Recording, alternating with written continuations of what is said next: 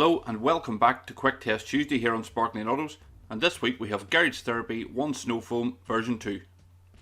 Your regular viewers will know that I was involved in testing the development versions of the original, or the version 1 of this product, but this will be the first time I've used version 2, so it's going to be interesting to see, is this an evolution of the original version, or is it a completely different product? Now, in order to test a snow foam or any pre-wash product for that matter, you do need a filthy subject, and that's exactly what we have here. Now, I live in an ever-expanding rural town, which means I'm surrounded by farmland and construction sites, so whatever you can think of that could possibly end up in a car, whether that be road muck, construction dust, traffic film, or even the stuff that comes out of the back of the cows. To cut a long story short, the cars I wash are basically a perfect test bed for cleaning products. So for the purpose of this test, I'm not going to be doing any pre-rinsing. I'm going to apply the product, or mix it up as directed, apply it to the car, and see what impact it has, if any, on this road muck. And there may also be the odd bug or fly on the front of the car, so we'll see how it copes with those as well.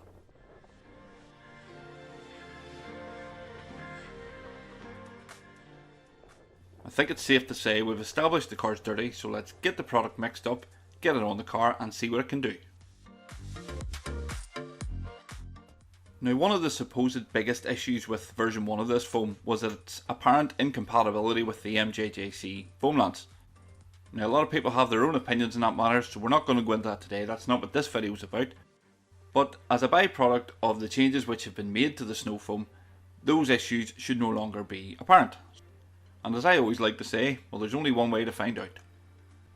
And the dilution I've gone for today is the middle of the road one, which is 75ml of product to 425ml of water. But as I'm going to do two cars, not in this video, don't worry, I'm making up a litre solution, which actually means 150ml of product to 850ml of water. However, I had only added 800ml of water originally, hence topping it up before adding the product. That should clear up any confusion as to what the heck I was doing with that jug 30 seconds ago.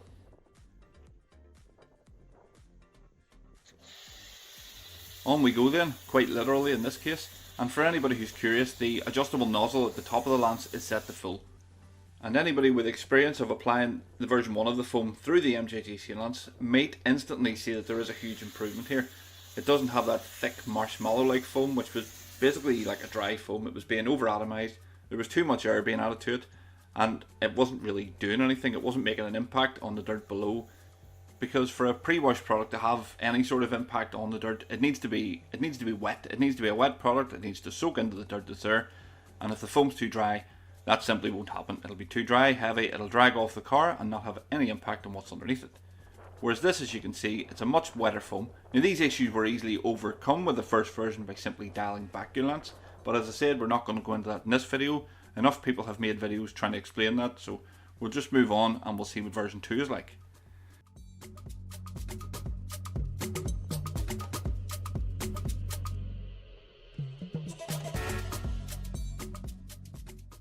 So as I've said, and as you can hopefully see despite my dodgy camera work, at this dilution ratio the foam does have a fairly wet consistency, which is what you want, or certainly what I want from a pre-wash product. You want it to be wet enough to allow the chemicals in it to penetrate into the dirt and aid in getting them off the car basically, but not too wet that it simply falls off the car before actually getting a chance to work. Now, we could sit here and look at images of the product dwelling all day, but that's not going to tell us too much. So to save some time, I'm going to speed the footage up here and just tell you that at this ratio you get about 4 to 5 minutes dwell time in these conditions.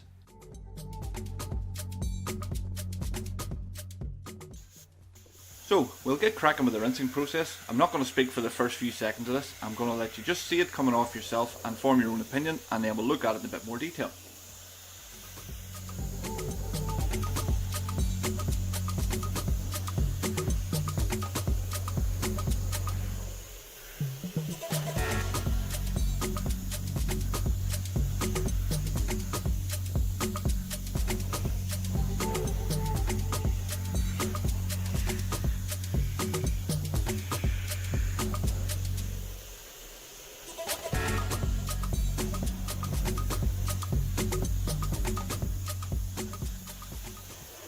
Now, I think it's fair to say after that initial rinse of the passenger door there, that it's done a very good job at removing most of the dirt on the car. Has it removed everything? Well, no, it hasn't, but I wouldn't have expected it to. There's certain types of dirt that no pre-wash product is going to remove. Certainly not ones that are going to remove it whilst maintaining your protection.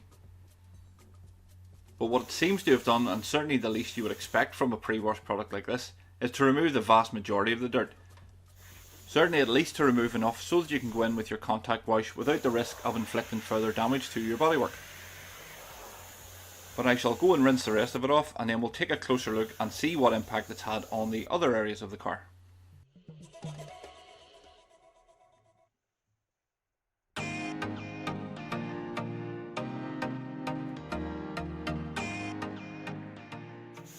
So what about the front of the car then? More specifically, what about the bugs in the front of the car? Well, let's just take a look and see how it deals with those.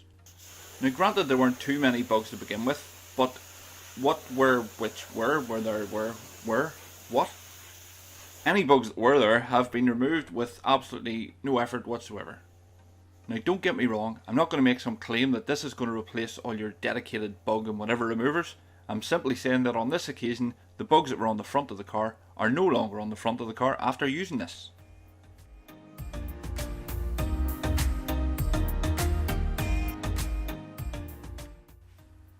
So now that the snow foam is all rinsed off the car, I'm going to take a look around it and give my first impressions of what I think of this particular product. Now you can see in the background here and looking at the ground that it has started raining and it's getting heavier by the minute, so I have no intention of doing a contact wash today, so this is going to have to do it. And looking at that, would I be happy with it? Yes, I would. Now if you take a closer look, you will see that there is traffic film. There's certain things that as I said earlier, no pre-wash product is going to remove. Certainly none that are going to leave the protection in this condition. But what it has done is removed a significant amount of the dirt that was on the car. Certainly enough that I would be content at this stage to go in with a contact wash. But of course, this is only my opinion. And as this is a quick test Tuesday video, that only leaves one question unanswered.